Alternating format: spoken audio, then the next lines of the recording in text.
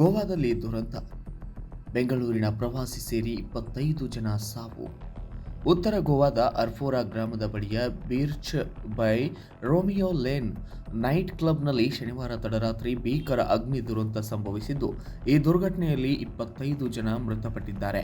ಇನ್ನು night club ಮಾಲೀಕರಾದಂತಹ Saurabh Luthra, Gaurav Luthra ಮತ್ತು club manager, ಕಾರ್ಯಕ್ರಮ ಆಯೋಜಕರ ವಿರುದ್ಧ ಕೇಸ್ ದಾಖಲಿಸಲಾಗಿದೆ. ಕ್ಲಬ್ನ ಹಿರಿಯ ಅಧಿಕಾರಿ ರಾಜೀವ್ ಮೋದಕ್ ಸೇರಿ 4 ಸಿಬ್ಬಂದಿಯನ್ನ ಬಂಧಿಸಲಾಗಿದ್ದು, ಗ್ರಾಮದ ಸರ್ಪಂಚ್ ರೋಷನ್ ರೇಡ್ಕರ್ ಅವರನ್ನ ವಶಕ್ಕೆ ಪಡೆಯಲಾಗಿದೆ.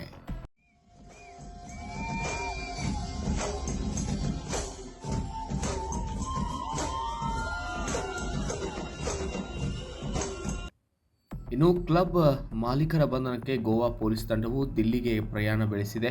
ಘಟನೆ ಕುರಿತು ಸಿಎಂ ಪ್ರಮೋದ್ ಸಾವಂತ್ ಮ್ಯಾಜಿಸ್ಟ್ರೇರಿಯಲ್ ತನಿಖೆಗೆ ಆದೇಶಿಸಿದ್ದಾರೆ.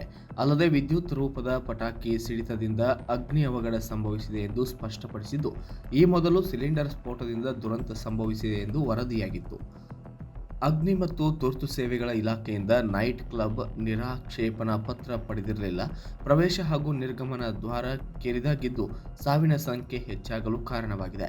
ಮೃತರಲ್ಲಿ 25 ಜನ ಈಗಾಗಲೇ ಸಾವನ್ನಪ್ಪಿದ್ರೆ, ಅದರಲ್ಲಿ 20 ಜನ ಕ್ಲಬ್ ಮಂದಿ, ಸಿಬ್ಬಂದಿ ಹಾಗೂ 5 ಪ್ರವಾಸಿಗರು ಎಂದು ತಿಳಿದುಬಂದಿದೆ.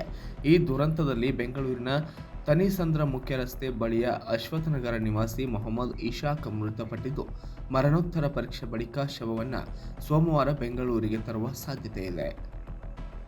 Bureau report, Kannada Janashree news, Goa.